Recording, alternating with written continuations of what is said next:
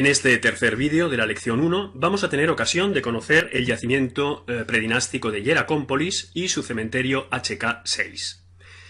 Os diré ya de entrada que los arqueólogos que trabajan en Hieracómpolis, que es un área arqueológica muy extensa, siglan las distintas localidades que excavan con las letras HK de Hieracómpolis y una cifra.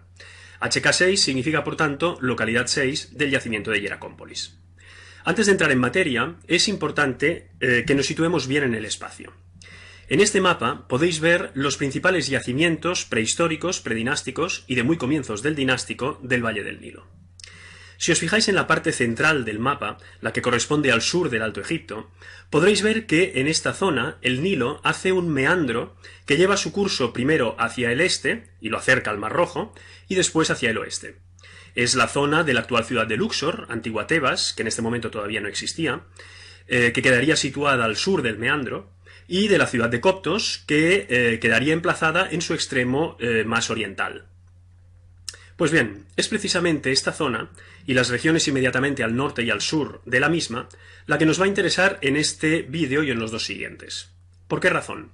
Porque es justamente aquí donde, a principios de Nagada II, surgieron las primeras entidades estatales, los primeros estados tempranos del Valle del Nilo. Estos estados, a finales de Nagada II, principios de Nagada III, se unieron en un único reino unificado del Alto Egipto predinástico. Y fue este reino el que, a lo largo de las primeras etapas de Nagada III, emprendió un proceso de expansión que lo condujo por el sur hasta la primera catarata y por el norte hasta el Mediterráneo, creando de esta manera el Estado egipcio histórico. Es decir, el proceso que lleva sin solución de continuidad, sin rupturas, desde los primeros estados surgidos en el Valle del Nilo hasta el Estado egipcio histórico, es un proceso que arranca, que empieza justamente en esta región del Valle del Nilo. Veamos esta región con más detalle. Este mapa procede de la obra de Barry Kemp, Ancient Egypt, Anatomy of a Civilization, publicada en su primera edición en 1989. En él, Kemp define por primera vez estos estados incipientes del Alto Egipto predinástico. El reino de Hieracómpolis al sur, el reino de Nagada en el centro, que ocupa la parte meridional del meandro del Nilo, y el reino de Tinis, Abidos, al norte. Debo deciros que Tinis es el nombre de la ciudad y Abidos es el nombre de la necrópolis correspondiente. Pero mientras que Abidos nos es bien conocida y ha sido exhaustivamente excavada, de Tinis apenas intuimos el emplazamiento y nunca se ha excavado en el lugar. Kemp define estos tres reinos a partir de las ciudades que habrían sido sus capitales: Hieracómpolis, Nagada y Tinis, Abidos, situadas, como podéis ver, las tres en la orilla occidental del Nilo. En efecto, es en estos centros donde la arqueología documenta de manera más clara un incremento de la población, un incremento paulatino también de la jerarquización social y la presencia de cementerios para las élites, con tumbas cada vez más ricas, tanto desde el punto de vista arquitectónico como desde el punto de vista de los ajuares.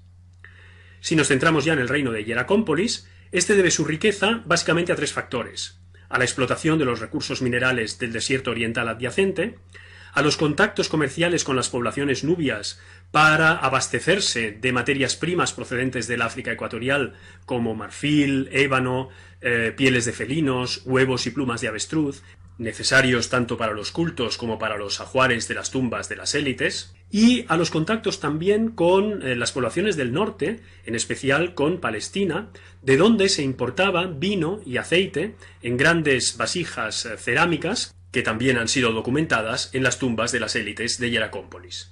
En este plano podéis ver toda el área arqueológica de Hieracómpolis.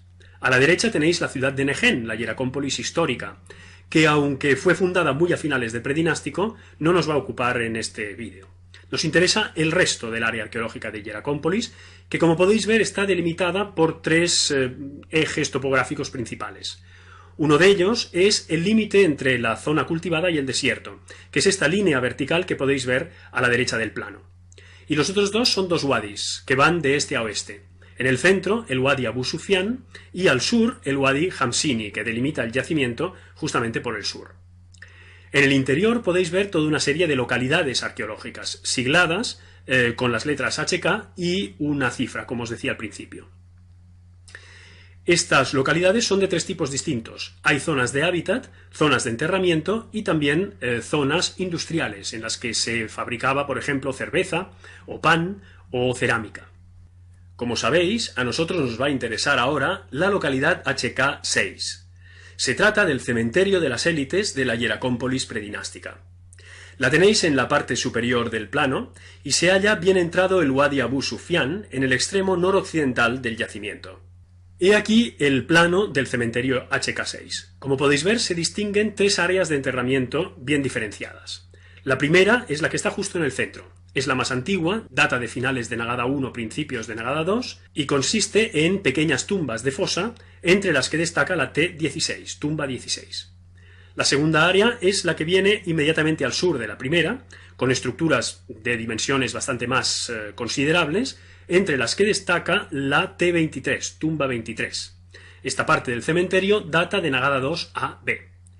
Y la tercera área, que en realidad tiene dos subáreas, son las tumbas que podéis ver al norte y al sur del plano.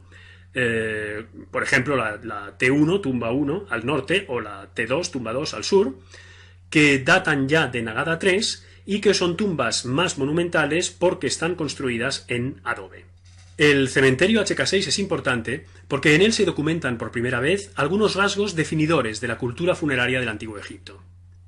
En esta fotografía podéis ver el complejo de la tumba 16, el más antiguo del cementerio, como ya hemos dicho. Consiste en una tumba principal, la propia T16, de dimensiones mayores, que habría sido la tumba de un jefe, o ya tal vez de un rey, y en una serie de tumbas secundarias dispuestas alrededor. La tumba 16 está formada por una subestructura excavada en el terreno y una superestructura construida con materiales vegetales. De la superestructura no ha quedado ningún vestigio, pero los arqueólogos han podido deducir su existencia a partir de una serie de hoyos excavados en el terreno alrededor de la subestructura, en los cuales habrían sido clavados los postes que habrían sostenido la superestructura.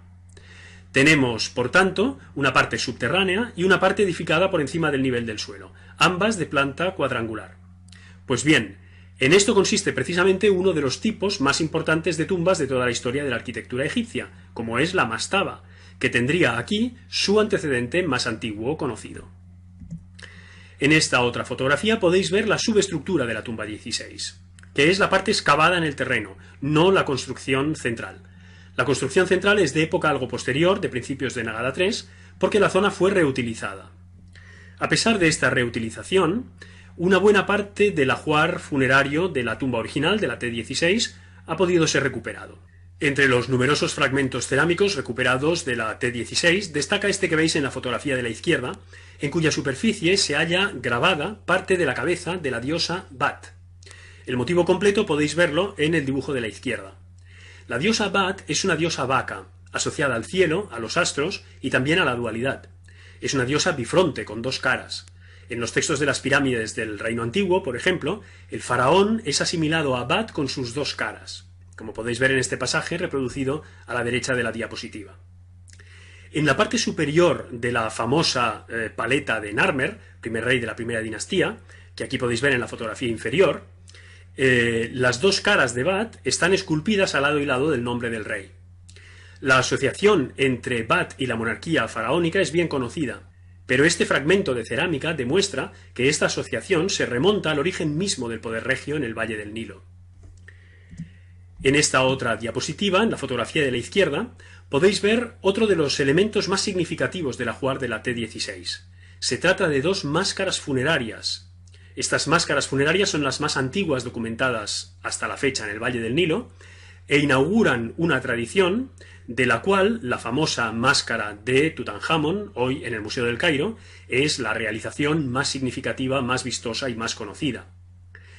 Los objetos que podéis ver en la fotografía de la derecha nos permiten fechar la T16 de finales de Nagada I y principios de Nagada II.